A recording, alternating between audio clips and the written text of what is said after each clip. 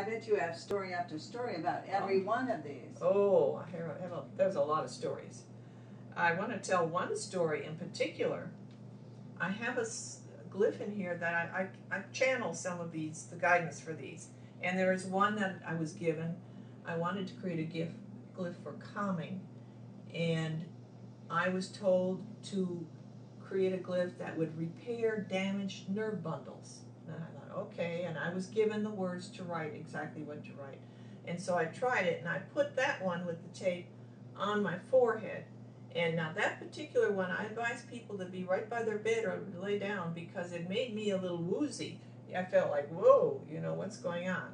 And then that was it. I never noticed anything, but I have no real nerve problems that I know of. Anyway, I gave a copy of the book to someone, and it was a middle-aged man who told me later he had been impotent for years. And he put that glyph on his forehead. And the next morning he said, I felt like a 20-year-old. I won't go into the graphics. There's a write-up on the website. There's a testimonial. But it did amazing things for him. But he did have a chemical dependency problem that probably caused nerve damage. But we can have nerve damage from a lot of things. From alcohol, from prescription drugs, illegal drugs, from toxins in the body, MSG. There's a lot of reasons for nerve damage. And I would say everyone who reaches middle age has some degree of nerve damage, definitely. Even though you're not trembling or anything, we all have a certain degree of nerve damage. Mm. And even infants in the womb might be exposed to things. True. Any age, right? Well, I was wondering if there's any other results that people could expect from using the glyphs. There's one to kill bacteria and viruses, and I have no doubt it would resolve any bacteria or any virus. Of course, hasn't been tested on all these things, but it's certainly no reason why not. The only time I would say that the glyph might fail is as a person is extremely against the idea. So I suggest not talking anybody into it, because when you have a really negative person who doesn't want to participate in something, they will put up a wall of energy that is difficult for any type of healing to penetrate, especially energy healings. Those of us, if you're open and receptive, and I'll give one example, animals. There was one occasion where this couple had a very sick dog, very ill, on a Saturday night when they couldn't contact the vet. And the dog, it was a little Yorkie poo, and she picked it up, and she said it was just drooling. She said the eyes were glazed, it was disoriented, the nose was warm, and she said she could barely hear it breathing. They were really frightened. And my book, they had just bought the book, and it was sitting right there. And she said she got the glyphs out, put them on the back of the neck, back of the heart, and I think the back of the solar plexus. What glyphs? The one for bacteria and viruses. The glyph for bacteria and viruses. And put it on there. And then they said a prayer. Every glyph has a prayer. The power behind these is God. It's prayer. And God is prayer energy. And prayer energy is God. So they said a prayer, and she laid down with the dog laying on her arm, and she said 1:30 in the morning, the dog jumped up, and its eyes were clear, the nose was cold, it was bright and perky, and it was fine. What time did they put it on? I would imagine about bedtime. I would people 10 or 11 o'clock. Oh my gosh. So by 1:30, she said it jumped up and shook itself off and seemed fine. The next day, it was like it'd never been sick. My gosh. Yeah. Wow. Thank you, Lord. Right. Oh, that's gratitude. Do you talk about anything about being thankful? I do have a section in the book where I try to tell people gratitude is so important. It puts you in a positive vibration. And I think the more positive your vibration you have when you're using any type of energy healing, the better results that you're going to get and the faster results you're going to get. Beautiful. This is really absolutely phenomenal. It is. It's just, and sometimes I have trouble believing it myself. And I have to stop, and sometimes I'll get ideas, and I'll just have to stop and say, okay, and I'll get guidance, and I'll get words to say. In many of these cases, much of the book, what I used to empower it, the words that I used, were strictly guided to me.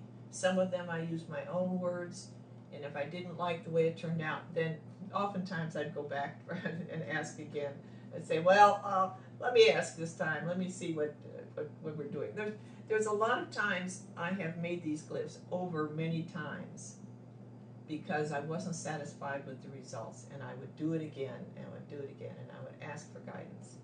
And sometimes the guidance will come in strange ways too. When I did one for detoxification, there's a glyph in here to detoxify the body. And every time I'd use it, I'd get a headache. And so then my neighbor said, well, why don't you have a transition to light? And I said, oh, okay. I did it. No more headaches. I mean, it will literally, and you could feel it pulling toxins out of the body. If you're sensitive to energy, you can feel it. Now, does this mean that somebody who takes in things that they've heard is not good for us? I know I shouldn't be doing this. Does that mean that they could use these toxins, these glyphs, and every day compensate for things they do? Well, I certainly recommend a wholesome diet of fresh fruits and vegetables, a lot of raw foods. But let's face it, now and then we'll go to a party and there's food there we know we shouldn't eat, or there's stuff being served that the shrimp that's who knows been feeding these shrimp or something like that. And I don't recommend just going ahead and gorging yourself anything you want and then pulling toxins out of your body. I think the important thing is basically love yourself. Love yourself. Love your body. Appreciate your body. And if you truly love yourself, you'll take care of that body.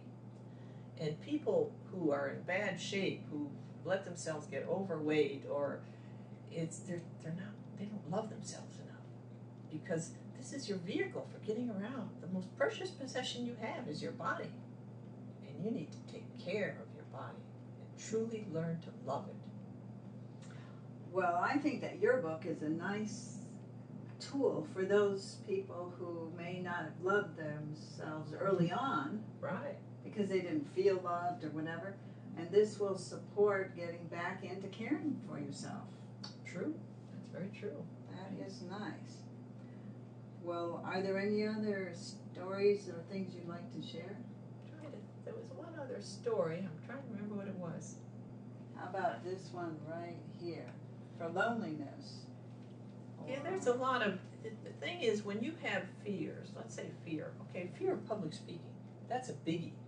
That's a real biggie. Right, next to dying. Right, and that's how some people feel. I turned down a chance for a college education when I was young because I was so afraid I would have to get up and speak in front of an audience. That's how fearful I was. Fear controlled my life.